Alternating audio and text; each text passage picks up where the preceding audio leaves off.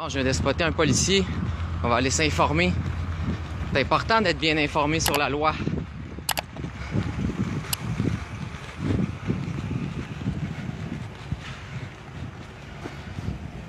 Salut, j'ai une petite question pour toi.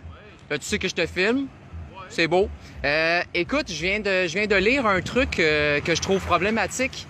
Je viens de lire que la ville de Sherbrooke aurait fait passer un règlement municipal qui, en fait, donnerait le pouvoir aux policiers de détenir les gens pendant une nuit jusqu'à 5 heures le lendemain matin s'ils se conforment pas au couvre-feu à répétition. Est-ce que cette information-là est véridique? Est-ce que toi, tu as été informé de ça?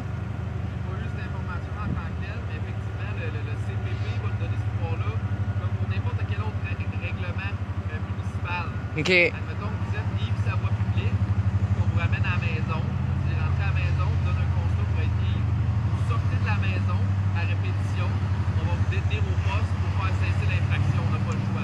OK. Ça va être le même principe pour le couvre-feu, le CPP vous accorde ce pouvoir-là. OK. Puis, C'est la même chose. puis toi, en tant que policier, est-ce que ça te dérange que la Charte des droits et libertés canadiennes pourrait être bafouée? Parce que dans le fond, d'habitude, le fédéral a toujours préséance sur tout ce qui est provincial puis municipal. Fait que moi, ma question, c'est est-ce que toi, en tant que policier, tu ferais enforcer ça, cette loi-là, même si ça va à l'encontre de la Charte canadienne des droits et libertés? C'est un règlement municipal. C'est au niveau du municipal. Parce que ça, je te dis, le municipal peut pas passer par-dessus le fédéral. Là. Ça s'est jamais vu en jurisprudence nulle part au Canada. Par-dessus, justement.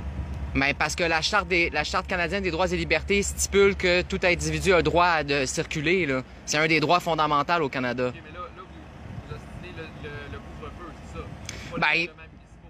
Ben, c'est parce que là, comme je te dis, c'est parce que là, si vous avez fait passer une loi à Sherbrooke municipale qui vous donne un pouvoir via le couvre-feu, ben c'est parce que dans le fond, ce pouvoir-là, il se trouve à pas être actif, là, vu que vous bafouez, dans le fond, la Charte canadienne des droits et libertés. Fait que moi, en fait, je veux juste vous aviser que si vous le faites, c'est sûr que la police de Sherbrooke puis la ville de Sherbrooke vont être poursuivis. Là. Il y a des avocats qui sont là-dessus. Ça, ben, je ne peux pas plus de commentaires là-dessus, mais c'est pas inquiétant du tout parce que c'est la loi sur la santé publique qui accorde le pouvoir. La loi sur la santé publique, c'est très large. Ouais, mais la loi sur la santé publique, c'est pas une loi qui a été votée à l'Assemblée nationale. Là. C'est vraiment un décret. Puis un décret, c'est un pouvoir temporaire qui peut pas dépasser la Charte canadienne des droits et libertés au Canada. Là, quand même. Oui, oui, mais ce que je veux dire, c'est que les amendes présentement que vous distribuez pour le couvre-feu ou pour la loi de la santé publique, elles sont pas constitutionnelles. Puis moi, je le sais parce que dans le fond, j'en ai reçu une, j'ai plaidé non coupable, puis j'ai reçu une lettre du ministère de la Justice qui m'a informé que le poursuivant abandonnait sa poursuite. Parce que moi, je me suis renseigné auprès d'un avocat constitutionnaliste, puis ce qu'il m'a dit, c'est que dans le fond, la couronne, c'est impossible qu'il accepte de poursuivre parce que dans le fond, on n'a pas brisé aucune loi au civil puis aucune loi au criminel. Mais c'est ça, moi, je vous crois pas, là, parce qu'on a fait plein de constats.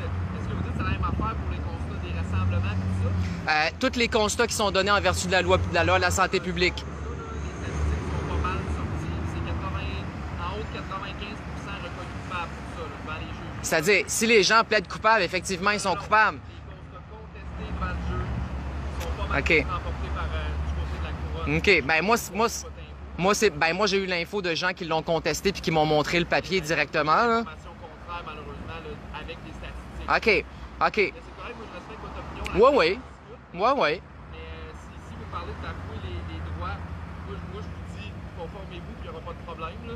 Ouais, mais c'est ça, c'est parce que c'est un droit fondamental au Canada puis au Québec là, de se promener librement. Là. On n'est pas en guerre, là, tu sais, là. On n'est pas en guerre. Je comprends, mais bon. OK. Ben, c'est cool.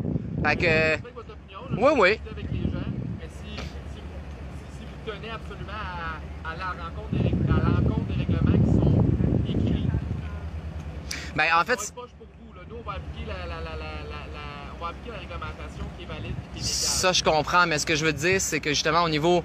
en tout cas, non, de toute façon, tu me l'as déjà dit que tu y croyais pas, mais OK, ben garde, ça se peut. Ben moi, comme je te dis, moi-même, je l'ai contesté, puis j'ai gagné sans même devoir aller en cours.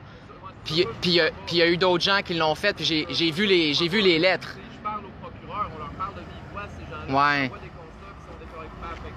Je comprends. Je respecte ça, mais... OK. Je vous souhaite bonne chance là-dedans, puis restez safe. Mais si vous êtes dehors après 8 heures, il va y avoir des Ouais. OK. Si vous voulez le faire à répétition pour passer la nuit en cellule, c'est plus économique. Ben, ça serait génial que quelqu'un le fasse puis qu'il se ramasse en cellule pour vrai, parce qu'après ça, on pourrait vous poursuivre avec la Charte canadienne des droits et libertés. Puis comme je vous dis, il y a déjà plusieurs avocats qui sont concernés puis que ça les dérange tout ça, là, puis ils sont sur le dossier. Fait que... Ouais, je sais que toi, en tant que policier, ça te dérange pas, là, tu sais, là, ta vie continue, mais juste que tu le saches que c'est parce que ça n'a pas d'allure. On peut pas restreindre le droit primaire des citoyens à marcher pour une histoire de virus, là. Mondial, oui, ils peuvent le faire. C'est pas moi qui le fais, ils peuvent le faire. Ouais. Mais tu sais, dans le cas des vraies pandémies, j'ai parlé à un historien cette semaine, dans le cas d'une vraie pandémie, là, c'est qu'on sait plus où mettre les morts, là. Ça, c'est une pandémie. La choléra, c'était ça. La peste noire, c'était ça. La grippe espagnole, c'était ça. Là, présentement, non seulement on n'a pas trop de cadavres, mais en plus, ils nous laissent même pas faire des autopsies pour vérifier qu'ils sont bel et bien morts sur le COVID. Aussi, il y a eu une pandémie, une simili-pandémie, puis il n'y a pas eu tant de morts que ça. Ouais.